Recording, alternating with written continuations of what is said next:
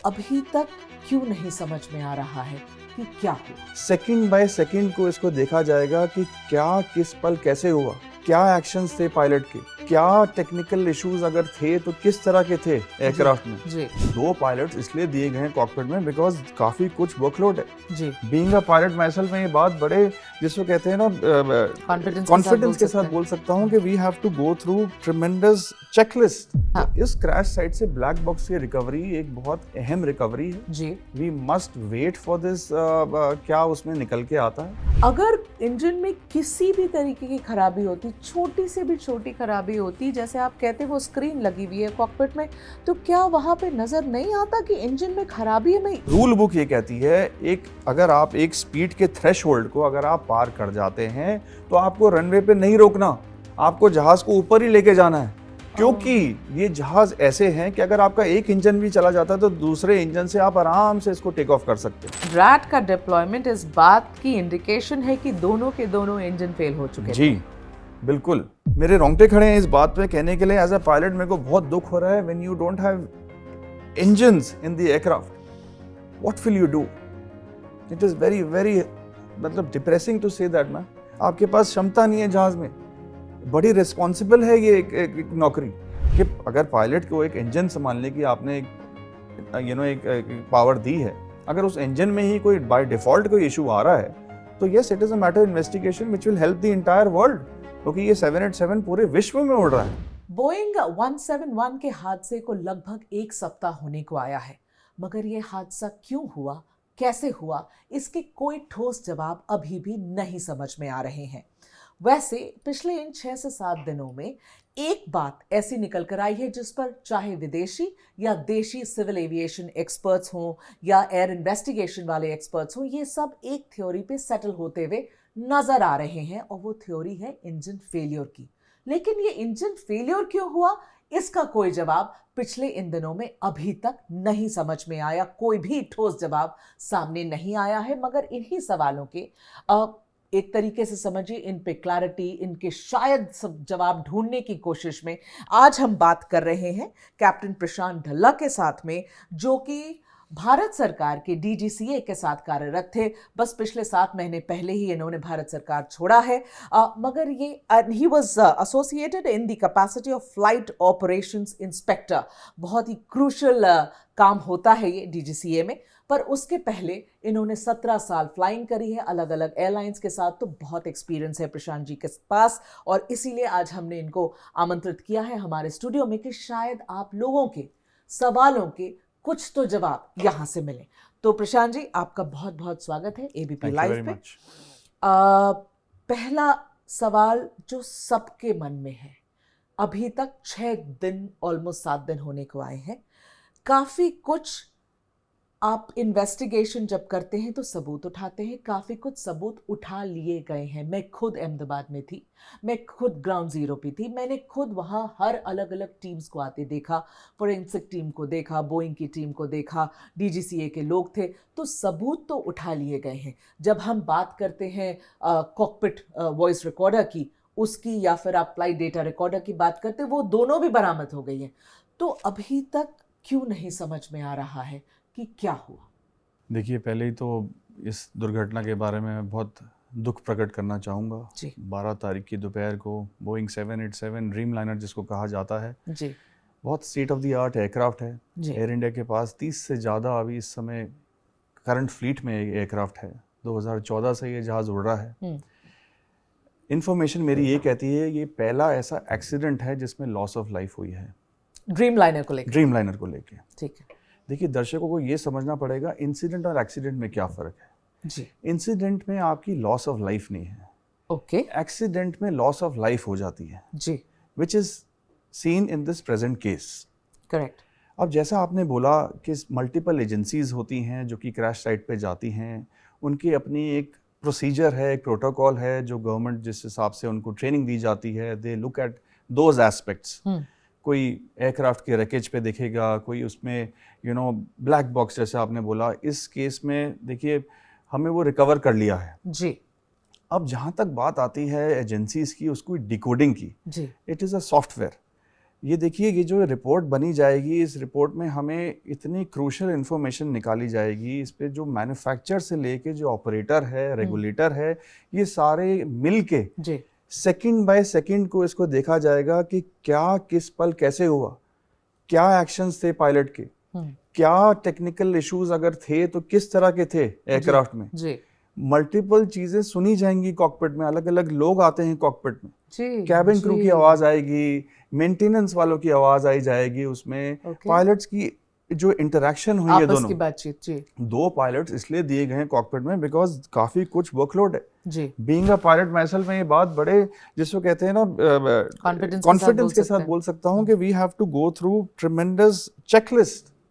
एक Before you checklist, take off. Yes, Before you I take must off. Tell your viewers, एक checklist एक ऐसा कागज है जिसमें आपको चैलेंज इन रिस्पॉन्स है। आप मुझे कुछ बोलेंगे, मैं उसको चेक करूंगा, उसको वेरीफाई करूंगा, उसके बाद में बोलूंगा यस ये आइटम कर ली गई है। ठीक है। तो multiple things are happening there. हाँ. तो इस क्रैश साइट से ब्लैक बॉक्स की रिकवरी एक बहुत अहम रिकवरी है। जी we must wait for this, क्या उसमें निकल के आता है। जी but there are multiple theories जी। जिसको ये सब्सटैंशिएट कर रहे हैं कि ये हुआ किस कारणवश। तो जब हम मल्टीपल थ्योरीज की बात करते हैं, उस मल्टीपल थ्योरी पर आते हैं प्रशांत जी, लेकिन उसके पहले मैं आपसे एक बात बताना चाहती हूँ। देखिए हम लोग भी, अब हमारा काम भी तो इस ऐसी स्टोरीज को चेज करना है, तो there are different aspects that we are also looking eight.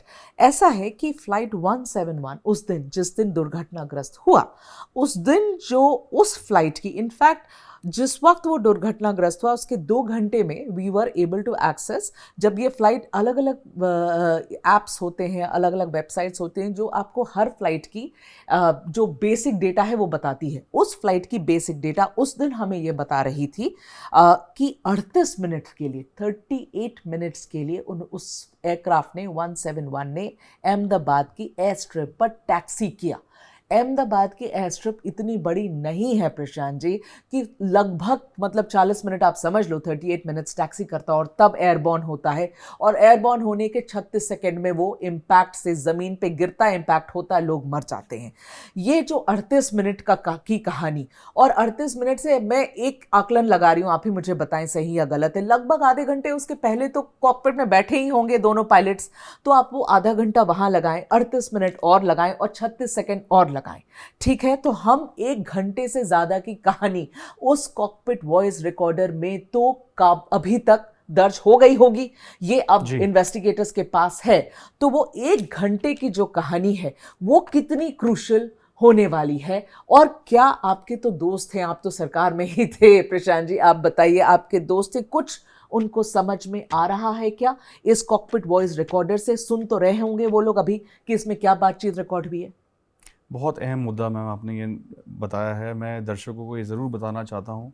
जैसे आपने बोला कि टैक्सी, देखिए एक पायलट जब एयरपोर्ट पे आता है जी, उसको रिपोर्टिंग टाइम कहते हैं। वो एयरपोर्ट पे आके कई सारी चीज़ें करता है। पहले उसको उस दिन सबसे पहले आपको वेदर देते हैं, जो ग्राउंड एजेंसीज होती हैं, पायलट को वेदर दिया जाता है, उसके मुताबिक आपको वेट बताया जाता है कि जी आपकी फ़्लाइट में इतने यात्री हैं, इतना फ्यूल है। ठीक है। The pilot after that does his own calculations. वो अपने उस दिन उस जहाज की स्पीड्स निकालता है, उस जहाज की फ्लैप कॉन्फ़िगरेशन निकालता है। ऐसे करते करते मल्टीपल कैलकुलेशंस करता है, चेक्स करता है, बैलेंसेस करता है, एयरक्राफ्ट के डॉक्यूमेंट्स देखता है। ये एक प्रक्रिया रहती है जो कि एक पायलट जब एयरपोर्ट पे आता है वो करता है। रेगुलर प्रोटोकॉल, रेगुलर प्रोसीजर जिसको कहा जाता है। अभी तक वो एयरक्राफ्ट में घुसा है या नहीं? नहीं, अच्छा, अभी तक नहीं घुसा है।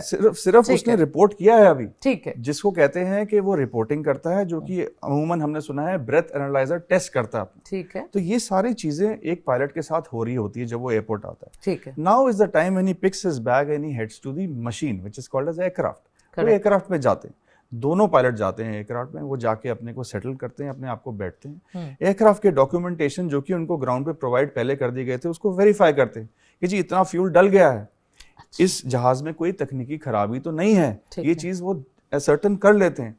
मेंटेनेंस इंजीनियर्स आके उनको ब्रीफ करते हैं। And see this is the dynamic environment, ये हर सेकंड चीजें बदल रही होती हैं। ये कोई फिक्स्ड एनवायरनमेंट नहीं है, ये बदलाव एक कहते हैं एविएशन में, it is dynamic, it keeps changing every second. So the pilot has to be one step ahead. कि भाई किस तरह से क्या परिस्थितियां बदल रही हैं, क्या कोई मौसम बदल गया है कि जब हमें ब्रीफिंग मिली थी, क्या जहाज में कुछ और चेंजेस आ गए हैं, क्या पैसेंजर्स कम हो गए हैं, क्या बैगेज बढ़ गया है, सब मल्टीपल ऐसी चीजें हो रही होती हैं। अब जैसा कि आपने बोला क्योंकि पायलट कॉकपिट में आके बैठ चुका है, लाइक मैंने आपके व्यूअर्स को पहले बताया, the most important document is the checklist. Pilot अपनी चेकलिस्ट शुरू करता है जिसको कहते हैं cockpit preparation. He has to prepare the cockpit for that flight. एक जो पायलट जो कि को पायलट होता है, जो कि एक जूनियर ऑफिसर होता है उस फ्लाइट को कंडक्ट करने के लिए, वो बाहर की तरफ जाता है जहाज में, वो बाहर को एक्सटीरियर इंस्पेक्शन जिसको हम कहते हैं, वो उस प्रक्रिया में लग जाता है। जो मेन कप्तान साहब होते हैं in this aircraft which is captain Sabharwal, very senior man, he is a trainer himself. He's a trainer. He was Yes, a trainer. and you will be, it is a very unfortunate thing to say that the combined experience जो cockpit में था इन दोनों pilots का was 9,000 hours. This was not their first flight. So they were very trained professionals. With a lot of experience. With a lot of experience. They have seen this particular aircraft in different circumstances. Okay. अलग अलग परिस्थितियों में उन्होंने मौसम देखा है, इसमें तकनीकी खराबी देखी है, उनकी ट्रेनिंग होती है। एक पायलट की बाकायदा साल में 2 बार सिमुलेटर ट्रेनिंग होती है, ग्राउंड ट्रेनिंग होती है. So this is an exercise which I am sure air India is doing for its own pilots, and ये एक रेगुलेटेड एक्सरसाइज है. अब क्योंकि आपने बताया कि ये टैक्सी हो रही है जहाज, देखिए टैक्सी में भी अगर आपको ये बोले हम कि हम चेकलिस्ट के दौरान हम चीज़ें चेक करते हैं, उसी के बाद ATC से वेरीफाई करते हैं. ATC हमें इंस्ट्रक्शंस देता है कि एयर इंडिया 171 अब आप टैक्सी के लिए रेडी हैं. वो आपको पूरा टैक्सी रूट देता है. जो जूनियर ऑफिसर होता है उसको लिखता है. इस दौरान इससे पहले वो इंजन स्टार्ट कर चुका होता है. इंजन स्टार्ट करने की प्रक्रिया होती है. These are very highly sophisticated engines जो कि इस बोइंग 787 में होती है. उसकी चेकलिस्ट फॉलो होती है. वो एक कंप्यूटर होता है जो एक उसको कहते हैं फेडेक. वो डिजिटल कंप्यूटर होता है जो कि पायलट को आपको इनपुट्स देता है कि पायलट के एक्शन हुए, उसने वो स्क्रीन पे देखा कि जी इतना फ्यूल चल गया है, इतना इग्निशन हो चुका है, ये मेरा ऑयल प्रेशर है. ये सारी चीज़ें मॉनिटर कर रहे होते हैं एक पायलट. उसके बाद जब उसको देखता है कि वो कंफर्टेबल है, वो टैक्सी शुरू करता है. अब क्योंकि इतना विशाल जहाज है एक बोइंग 787, इसकी टैक्सी स्लो की जाती है. Also we have to keep in mind जो कैबिन क्रू है, जो कि कैबिन में है, we say that they are very essential, very important people in the cabin. वो अपनी एक्सरसाइजेस कर रही होती हैं यात्रियों को, वो समझा रही होती हैं सेफ्टी प्रोसीजर्स क्या होते हैं. ये पूरी प्रक्रिया करने के लिए आपको वक्त चाहिए होता है. एंड प्लीज़ ये भी बड़ा ज़रूरी है व्यूअर्स को समझना कि एक एयरपोर्ट में कई किस्म के जहाज़ होते हैं, छोटे बड़े. उसमें आपको किस तरह से क्या इंस्ट्रक्शंस मिल रही हैं, ये पायलट को बिल्कुल अपनी फुल अवेयरनेस के साथ देख के करना. उसको आराम से टैक्सी भी करना है, अपने इंस्ट्रूमेंट्स को भी देखना है, अपनी इंटरेक्शन भी करनी है अपने जूनियर ऑफिसर के साथ, ATC के साथ भी कोऑर्डिनेट करना है. अब सारी चीज़ें करके वो एक रनवे के पॉइंट तक पहुंचता है जहाज़, जिसको हम कहते हैं जो थ्रेशोल्ड से पहले होता है. उसके बाद वो फिर से चेकलिस्ट करता है. That is the time. इतने सारी चीज़ों में ये पूरा टाइम कंज्यूमिंग एक्सरसाइज है. And the pilot again safety is Paramount. वो मैं बिल्कुल इस बात पे बड़े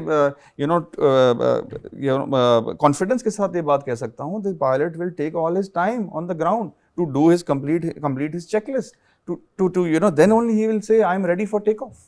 सो प्रशांत जी, मैं क्या पूछ रही हूँ आपको कि ये जो 38 मिनट्स टैक्सिंग हुई, is it unusual or is it absolutely normal for a Dreamliner 787 Series 8 to taxi for almost 40 minutes at an airstrip which is not a very big one in Ahmedabad? See, I will not use the liberty to say that it is unusual, but yes, airport जैसे आपने बताया Ahmedabad is not that big of an airport. उसमें एक ही runway है 0523. Taxi is not that much time consuming. But yes, if I substantiate जो आप बात कर रहे हैं कि 38 मिनट्स की टैक्सी अगर अहमदाबाद एयरपोर्ट पे उन्होंने ली है, तो there might be a possibility कि वहाँ पे उस समय ट्रैफिक हो, दोपहर के समय और बहुत लोकल फ्लाइट्स हों, अलग अलग फ्लाइट्स की, तो उससे डिले भी हो सकता है.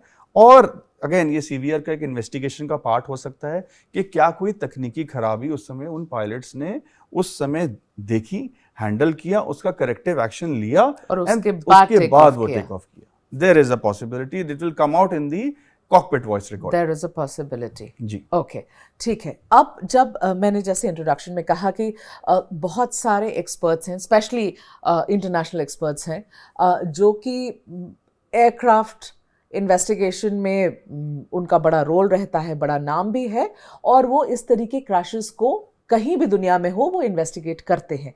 उन लोगों का जब ये कहना है कि ये इंजन फेलियर ही लग रहा है, और एक जो बात उसमें से एक एक्सपर्ट हैं, उन्होंने उनकी वीडियो बहुत ही it kind of related with you, क्योंकि वो कह रहे हैं कि विजुअल रेफरेंस के हिसाब से मैं ये कंक्लूड कर रहा हूं कि ये जब एयरक्राफ्ट उड़ी, और दो चीज़ें, एक जिस साउंड हुई एयरक्राफ्ट, क्योंकि जो वीडियोस अवेलेबल हैं बहुत अलग अलग वीडियोस अवेलेबल है, एक मोबाइल फुटेज अवेलेबल है, वो ये कहता है, उसमें आप सुन सकते हो जब वो एयरक्राफ्ट ऊपर चढ़ रहा है और जहां से वो वीडियो रिकॉर्ड हो रहा है वो घर है नीचे का, आवाज़ जो हो रही है इंजन की जब वो टेक ऑफ कर रहे हैं। पहले तो उसने उस पर ध्यान दिया, और दूसरी चीज उसने कही कि जब वो ऑलमोस्ट लूज करने लगा हाइट, उस मोमेंट पर जो रैट वो कह रहे हैं, जो रैट डिप्लॉय होता है वो तब, और उनका ऐसा कहना है कि रैट तब डिप्लॉय होता है जब हाइड्रोलिक फेलियर हो,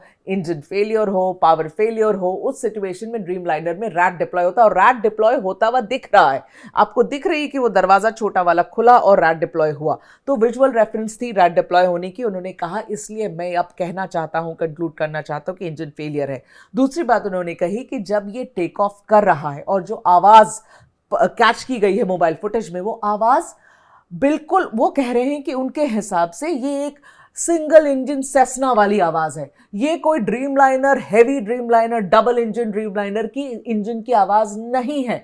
ऐसा लग रहा है कि इंजन ऑलरेडी कॉम्प्रोमाइज थी जब वो ऊपर चढ़ रही थी। तो ये दो बात वो कह रहे हैं, ये दो बात it has sort of caught our attention also ना, कि ऐसी बातें वो कर रहे हैं। तो इसके इस पूरे थियोरी के ऊपर आप क्या कहना चाहेंगे? अगर आप लोगों को भी ऐसा लगता है कि इंजन फेलियर है, तो क्या आज के तारीख में पिन पॉइंट प्रशांत जी किया जा सकता है कि क्यों इंजन फेलियर हुई? What happened? देखिए, जैसे मैंने बताया कि अलग अलग विशेषज्ञ होते हैं, एक्सपर्ट्स होते हैं, उनकी अपनी अपनी एक थ्योरीज होती हैं जी।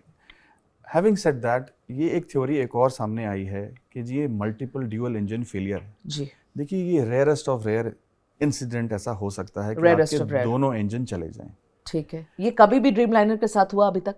ड्रीमलाइनर के साथ नहीं हुआ, बट अलग अलग एयरक्राफ्ट के साथ ये हो चुका है। ठीक है, there is a possibility that दोनों dual engine failures may be because of wildlife, may be because of some technical issue, this has happened in the past. Now coming to your question कि ये जो sound वाली theory है, हाँ।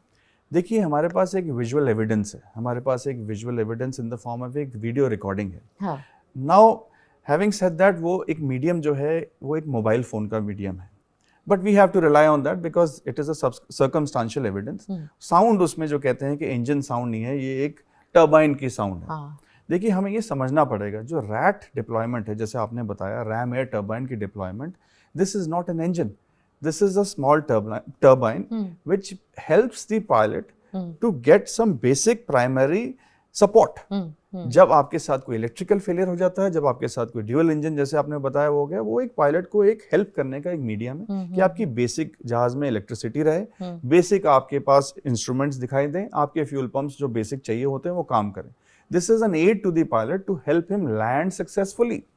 This is not an aid for a pilot for takeoff. For takeoff. This is just an aid given by the manufacturer. कि अगर आपके पास कोई ऐसी दुर्घटना हो जाती है तो आप इसका यूज इस्तेमाल कर सकते हैं to land the aircraft safely. अच्छा, ऐसी स्थिति में अगर अपने आप को पाते हैं तो रैट डिप्लॉय करेगा सो दैट आप सेफ लैंडिंग कर सकें. आप लैंड करें सेफली. ठीक है. हाँ. इस केस में अनफॉर्चुनेटली क्या हुआ, ये टेक ऑफ के बाद हमें देखने को मिला, जो कि वो वीडियो सामने आ रही है, वो अब उसकी वो इन्वेस्टिगेशन का पार्ट होगा, क्या वो वीडियो किस तरह से ली गई है, क्या उसमें निकल के आता है, it has to be checked, it has to be verified. अब क्योंकि ये टेक ऑफ के बाद आया, दैट मींस कोई तकनीकी खराबी हुई है, साउंड भी उसको सब्सटैंशिएट कर रही है. Now we say that there is a possibility that दोनों इंजन्स इनके चले गए. How we say that is that pilot has given a mayday call. देखिए, दर्शकों को ये समझना पड़ेगा mayday call क्यों दी जाती है. mayday call इसलिए दी जाती है कि अलर्ट फेज अब आपसे आगे जा चुके हैं, आप अब डिस्ट्रेस में हैं इस समय. The pilot is trying to tell the air traffic control कि जी मेरे साथ अब ये हो रहा है. इस केस में कैप्टन सबरवाल ने ये बोला है, no lift, no thrust. अब देखिए, ये बड़ा अहम मुद्दा है. लिफ्ट, एक जहाज के ऊपर 4 फोर्सेस चल रही होती हैं. लिफ्ट बिल्कुल वर्टिकली ऊपर होती है. थ्रस्ट जो कि इंजन देता है वो जहाज को आगे पुश करता है, ड्रैग जहाज को पीछे लेके जाता है, weight is the gravitational force जो जहाज को नीचे लेके जाता है। ओके जो पायलट बोलना चाह रहा है वो ये बोलना चाह रहा है मुझे लिफ्ट नहीं मिल रही है, ना ही मुझे थ्रस्ट मिल पा रही है। थ्रस्ट आपको इंजन से मिलता है, अगर आपको थ्रस्ट नहीं मिल रही है तो आपकी लिफ्ट नहीं बनेगी। That is why we are able to see aircraft एक लेवल पे जाके वो नीचे की तरफ जा रहा है। हाँ। उसका ड्रैग बढ़ गया है, उसके लैंडिंग गियर जो कि हम व्हील्स कहते हैं वो नीचे की तरफ हैं। So this are multiple theory जो अलग अलग लोग इसको समझने की कोशिश कर रहे हैं। ये बहुत अहम बात है कि क्योंकि जहाज में लिफ्ट नहीं हो पा रही है, थ्रस्ट नहीं मिल पा रहा, तो इंजन में तकनीकी खराबी महसूस करी गई है इस पूरे घटना में। अब अगेन ये एक DFDR का एक डाउनलोड का एक प्रोसीजर है जो उसके एक्सपर्ट्स हैं इसको by the second by the minute देखेंगे और वो समझेंगे कि ये इशू आया क्यों। देखिए इसमें एक इंजन में कई किस्म की एक्टिविटीज़ हो रही होती हैं। जैसे मैंने बताया ये बहुत विशाल इंजन हैं, इतना सारा लंबी फ्लाइट, लॉन्ग हॉल फ्लाइट जो एक बोइंग 787 कर पाता है, 2 इंजन इसमें होते हैं, इसमें काफ़ी कुछ चीज़ें चल रही होती हैं। Again the pilot gets the feedback, जो उसकी स्क्रीन लगी होती है आगे, उसमें सब आ रहा होता है कि जी ये इंजन ऐसे बिहेव कर रहा है, इसमें इतना फ्यूल गया, इसमें इतना प्रेशर है, जैसे मैंने बताया वो सारी चीज़ें उसको नज़र आ रही होती हैं। तो देयर इज़ अ पॉसिबिलिटी, इतने सीनियर कप्तान हैं कॉकपिट के अंदर कि इंजन तकनीकी कोई खराबी हुई हो, वो एक्शंस कर रहे हैं टू प्रिवेंट दिस मिसहैप कि ये आगे चल के इंजन रिकवर हो जाए।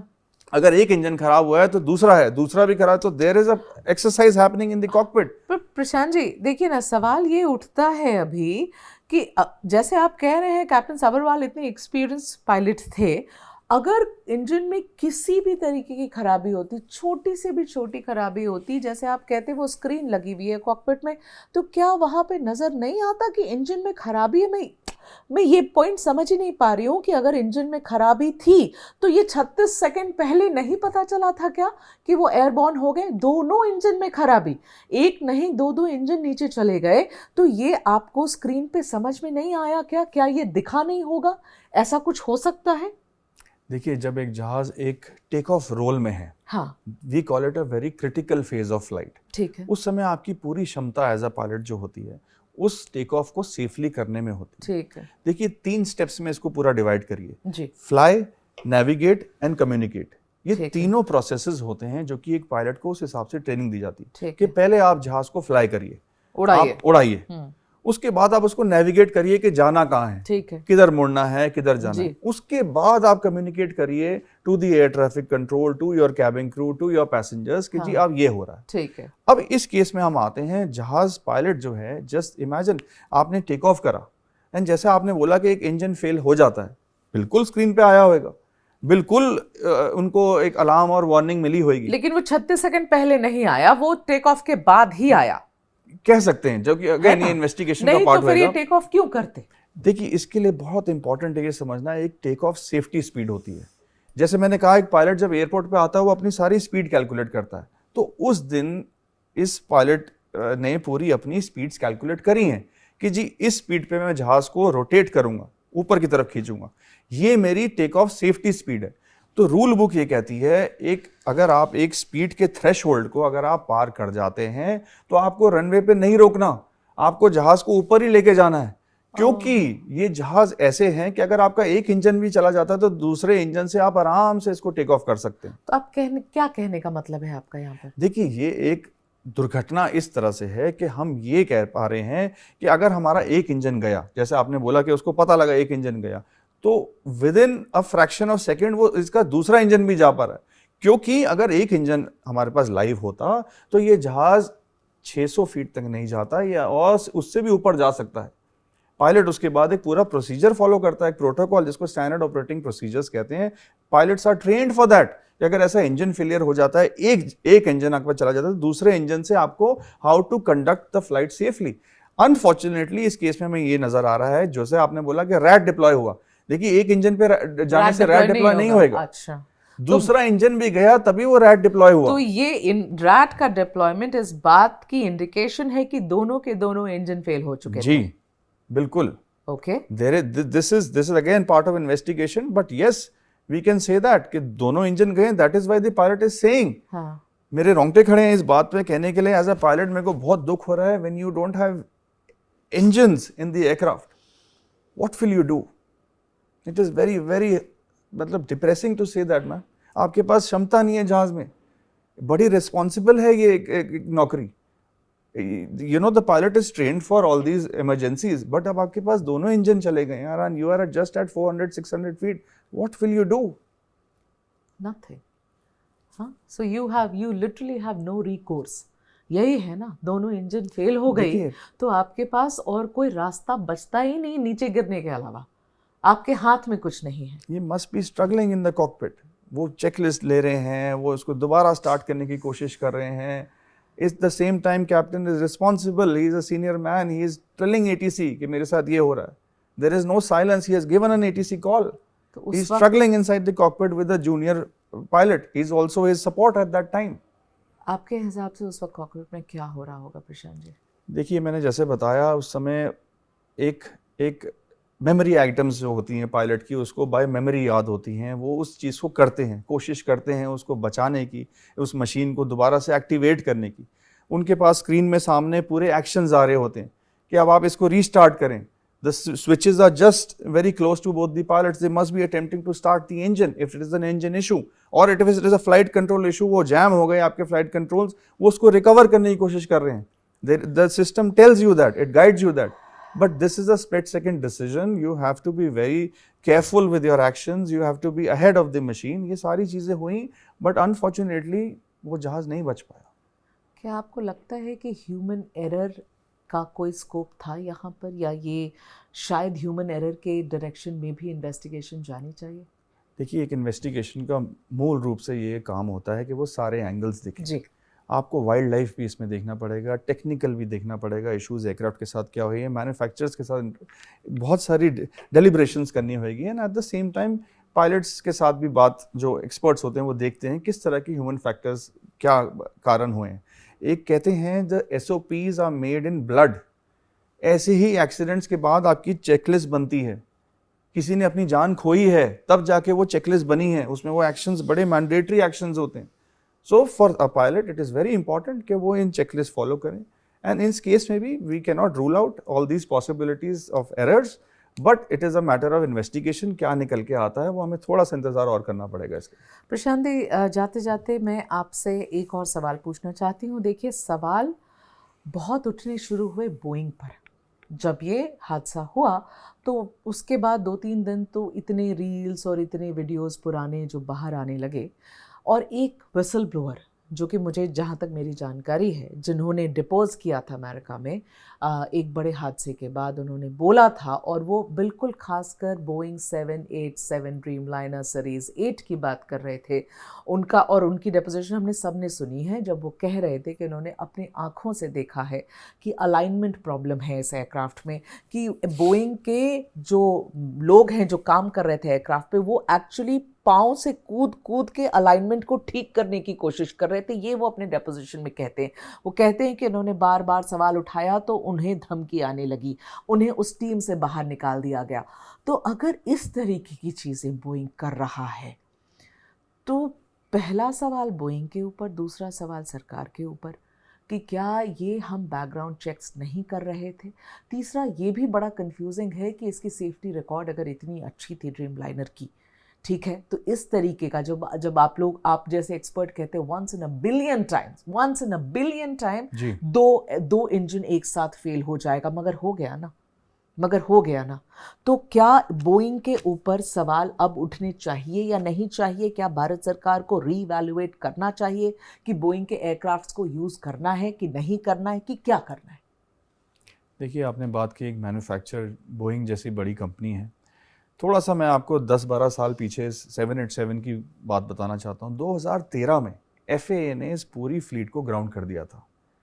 शुरुआती बात है जब इनकी बैटरीज में इशू आ रहे थे जी, जो लिथियम बैटरी वाली बात जी थी। बिल्कुल, हाँ। आपने सही कहा। हाँ। तो ऐसा नहीं है कि एक मशीन जो है उसमें इश्यूज नहीं आएंगे, उसमें इश्यूज आते हैं। This is a revolving process.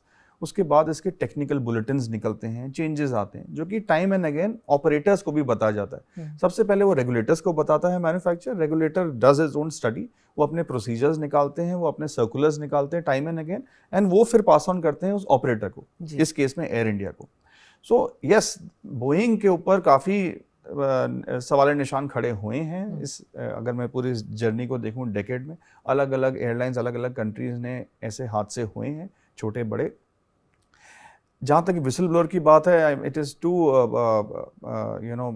Difficult to say कि क्या सिचुएशन नहीं थी, वो स्टेट की जुरिस्डिक्शन का मैटर है, इस इन्वेस्टिगेशन का पार्ट बन सकता है नहीं बन सकता, that is a secondary issue. But yes, इसमें एक जॉइंट एफर्ट होना चाहिए सारी एजेंसीज का। एयर इंडिया में भी बहुत अच्छे अच्छे पायलट्स उनकी मैनेजमेंट में हैं। सिमिलरली रेगुलेटर का भी बड़ा अहम काम है इस समय। Again we have an annual surveillance program जो कि एक रेगुलेटर बनाता है, उसमें हर एयरलाइन का चेक होता है, हर मशीन का चेक होता है, उस तरीके से फिर आपकी एक रिपोर्ट आप बनाते हैं। And these are all important documents. The government is very sensitive in these issues. Safety के साथ कोई खिलवाड़ नहीं करना चाहता, बी इट द ऑपरेटर और द रेगुलेटर और द मैन्युफैक्चरर। इन तीनों का समूह होता है, तब जाके हम एक अच्छी सेफ्टी, एक सेफ तरीके से फ्लाइट कंडक्ट कर पाते हैं। अगेन पायलट्स की बहुत अहम भूमि है इसमें। ट्रेनिंग्स भी होती है हर किस्म। कोई नई तकनीकी अगर चेंजेस आते हैं या कोई नई सॉफ्टवेयर अपग्रेडेशन होते हैं, you have to train your pilots for that. But this doesn't raise a question mark over Boeing for you, does it? Or it doesn't? See, again, it is a matter of investigation. क्या निकल के आता है, technical अगर issue आ रहा है कुछ engine में, जैसे आपने बताया कि इसका कारण क्या हो सकता है, there might be there is a need for some changes in the manufacturing of the Boeing 787 engine. There can be a possibility. Nobody is ruling that out.